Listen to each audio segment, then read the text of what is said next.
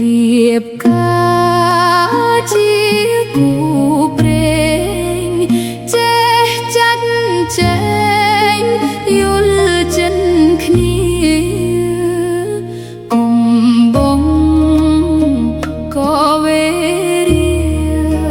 រក្សាគ្នាហើយកុំវាសនា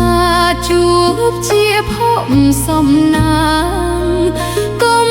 កោងកាងជួយបំណងមេត្តាចិត្តប្អូនបងចេះថ្នាក់ថ្នមក្តីសង្ឃឹមផ្ទៃប្រពន្ធចេះអត់ធ្មត់